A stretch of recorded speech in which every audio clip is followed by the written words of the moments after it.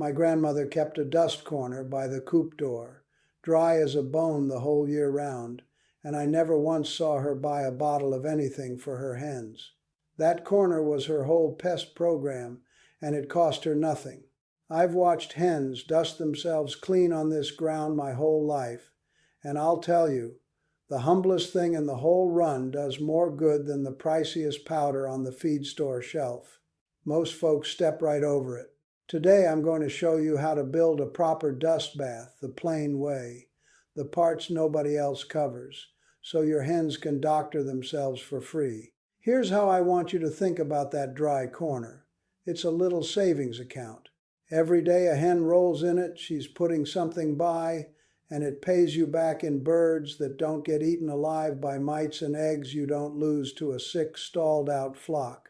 A few pennies of dirt, drawing steady interest. Keep that in your head as we build it. Let me tell you first why this little thing beats the bottle, because once you see it, you'll never skip it. A dust bath is a hen's own pest control, built right into her by the good Lord. She works that fine dry dust down through her feathers to the skin, and it smothers and scours off the lice and the mites before they ever get a hold. It soaks up the extra oil so her feathers stay clean and fluffed and doing their job. And on a hot day, it's how she cools herself, hollowing down into the cool earth. There's more to it than the bugs, too. A hen makes an oil to dress her feathers, and if it builds up too heavy, those feathers go greasy and matted and quit doing their job of keeping her warm and dry. The dust soaks that extra oil right up and leaves her feathers clean and lofted, the way a well-shaken quilt holds the air and the warmth. A bird that can't bathe goes ragged, and a ragged bird can't keep the cold out, and a cold, miserable hen quits laying to keep herself alive. So this dry corner isn't only about the mites. It's about a hen who can keep herself warm, dry, and in the nest box. Here's the part that matters to your pocketbook. A hen with a good dust bath rarely needs the powders and the sprays at all because the trouble never takes hold. Now, I've got whole videos on treating a bad case of mites and lice once they're in the coop, so I won't chew that cabbage twice here. This is the thing that keeps you from ever needing them. Prevention, sitting right there in a box of dirt.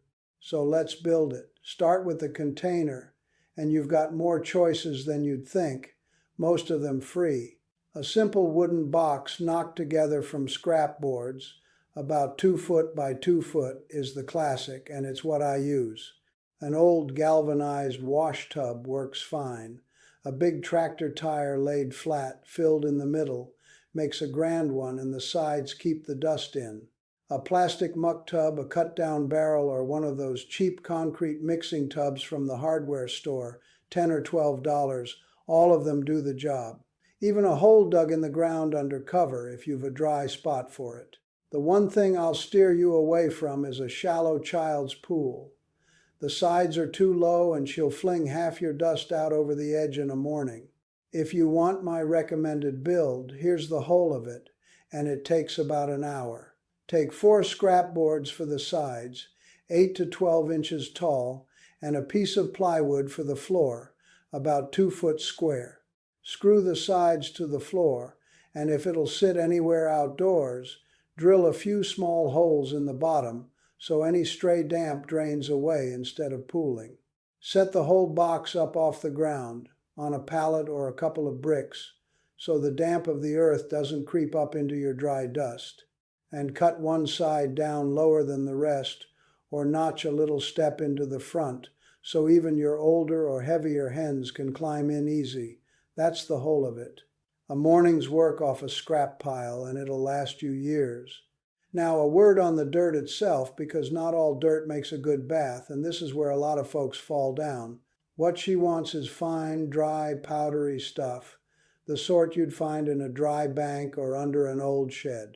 If your ground is heavy clay, and a lot of ours is, it packs into hard little balls that do her no good at all. She can't work it through her feathers. So cut it. Mix in sand, plain builder's sand, or the play sand they sell for a sandbox, until it runs loose and fine through your fingers. and sift the whole lot first. Run your dirt through an old screen or a scrap of hardware cloth to take out the stones and the clods and the roots, so what's left is fine enough to work right down to the skin. Good dust runs through your hand like flour. Bad dust rolls like marbles. Get it running like flour and you're most of the way there. Now, size and depth, because this is where folks go wrong. Make it bigger than you think. Hens are social about their bathing, and they like to pile in together. So if you build a little one for one bird, you'll have a line and a squabble, and the low hen in the pecking order never gets her turn.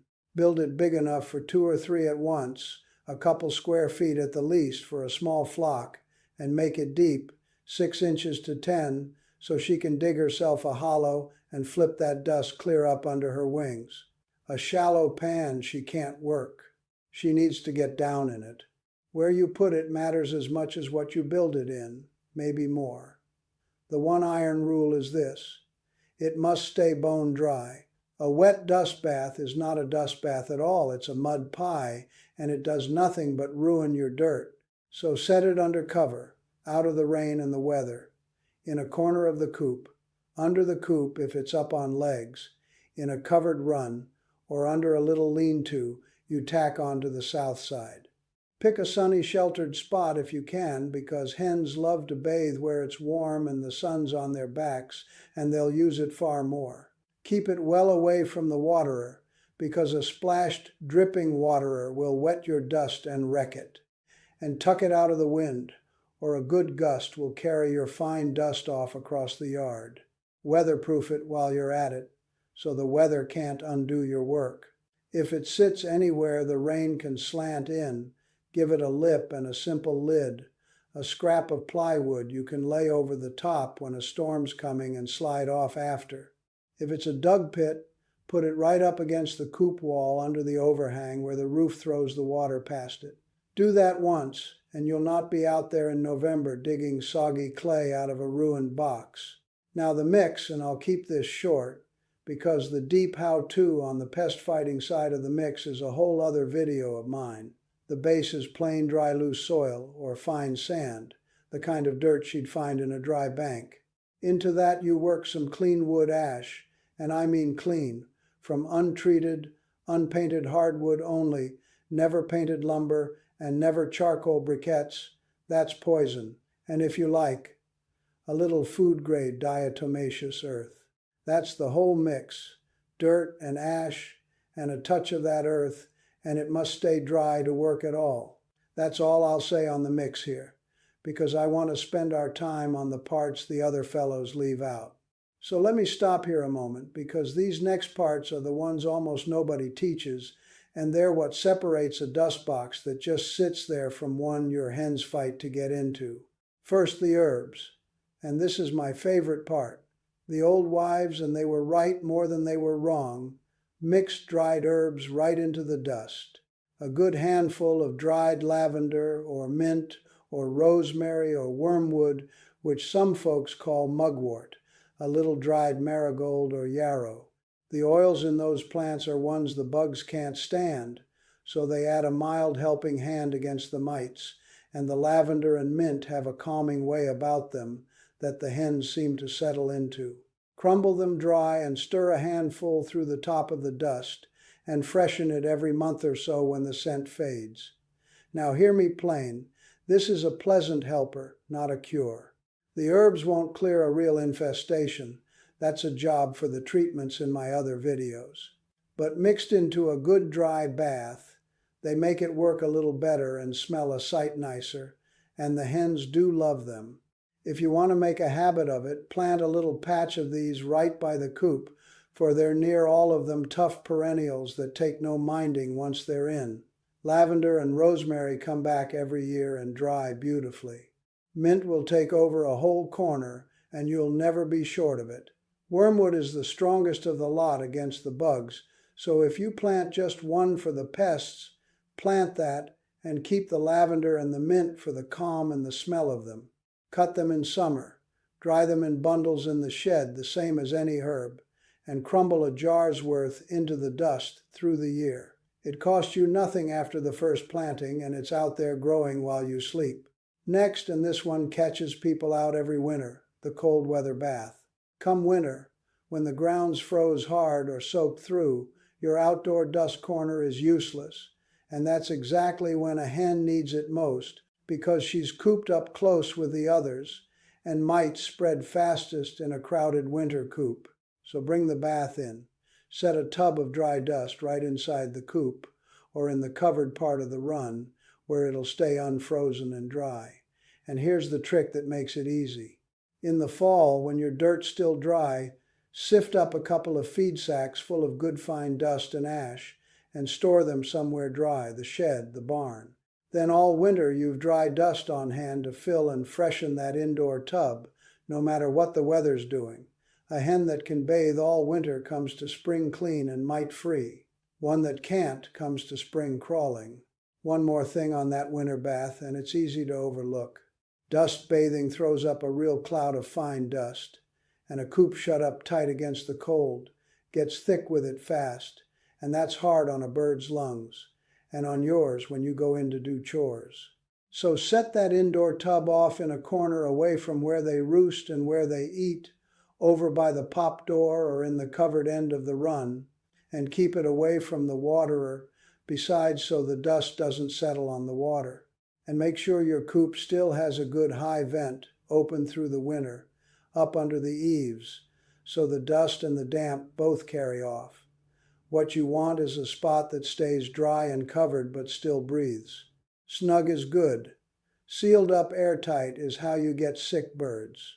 Now let me teach you to read your hens, because they'll tell you plain whether this is working. A hen that's bathing right will dig herself a little hollow, settle down in it, and go to flinging dust up under her wings and through her feathers. Then she'll lie there in the sun looking for all the world like she's dropped dead. Don't you panic the first time you see it. A hen flat on her side, wing out, eyes half shut, sunning and dusting, is a happy, healthy hen, not a dying one. I've had more than one new keeper come running to me white as a sheet over a hen that was just having herself a good wallow. Now the other side of it. Here's how you know a hen needs a bath and hasn't got a proper one. Her feathers go dull and rough instead of clean and fluffed. She overpreens, picking at herself, restless. And the tell that never misses, she starts trying to bathe in the wrong things, digging a wallow in your flower bed, or worse, thrashing around in the feed trough or a damp spot, because the instinct's driving her and you've given her nowhere proper to answer it. When you see that, she's telling you to build her this box, and build for the whole flock, not just the average bird. In a big flock, or one with a hard pecking order, you're better off building 2 smaller baths in different corners than one grand one, because the bossy hens will stand guard over a single bath and run the timid ones off.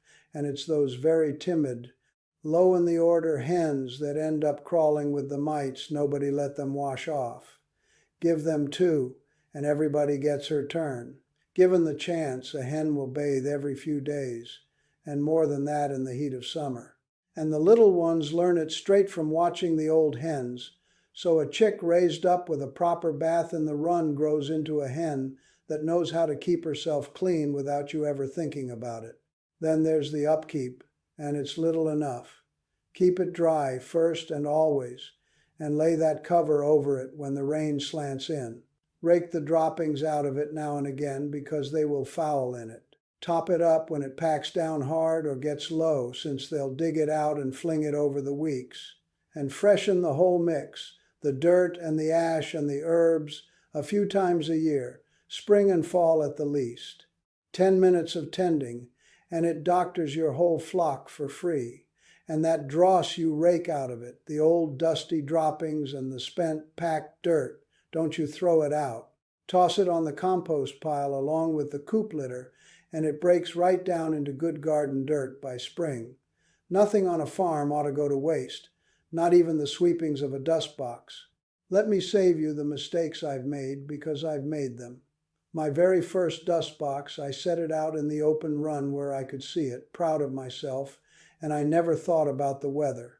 By July, after every summer storm, it was a caked mud pie doing not one bit of good, and my hens had gone back to digging a wallow right in the corner where the waterer dripped, the filthiest spot they could find. All my work undone by a little rain because I put it in the wrong place. Sight it dry and covered from the start, and you'll never fight that. The other common mistakes are quick to name. Don't build it too small, or the bossy hens hog it, and the timid ones go without and get the mites. Don't ever use ash from painted or treated wood or from charcoal briquettes. That's a poison, clean hardwood ash only. And never let it stay wet, because a damp bath does nothing, and damp diatomaceous earth does less than nothing. It just clumps into useless mud. So who needs one of these? Every flock is the honest answer, but some worse than others. A hen that ranges free on dry ground will make her own bath in a sunny bank or a flower bed, and she'll do all right in fair weather. But your birds shut in a coop or a run, they've no dry bank to find, so they depend on you entirely, and they're the ones that get eaten up with mites when there's no bath. And come winter or a long wet spell, even the free rangers are stuck, and everybody needs the built one under cover. So if your birds are confined, or you get real winters, this isn't a nicety. It's the cheapest health insurance in the whole coop. And if you're pressed for time and won't build a thing, you can still give her most of this for near nothing. Go find where your hens already dust themselves, because they'll have picked a dry spot on their own, under a shrub, along a dry bank, the bare earth up under a raised coop. Then just improve on what they chose. Work a little sand into it if it's heavy, scatter in some clean wood ash and a handful of dried herbs, and rig any bit of cover you can to keep the rain off it. There, you've made a proper dust bath out of a spot they already claimed, and it cost you 1 shovelful of ash and 5 minutes. So there it is, the whole of it. Build it big and deep in a dry, covered, sunny spot well away from the water. Fill it with dry dirt and clean ash, work in a handful of herbs, and keep a covered tub of it going through the winter. Then watch your hens, and let them wallow to their heart's content. Do that, and you'll spend a sight less on powders and sprays, and your flock will run cleaner and lay better for it, all off a corner of dry dirt that costs you next to nothing. That's the plain way, and it still works. If it helped, give it a like so it reaches another keeper still fighting mites the hard way. And tell me down in the comments what you've built yours out of. I always like to hear it. That's the short of it. Start with one, do it well, and let it pay for the next. I'll see you in the next one.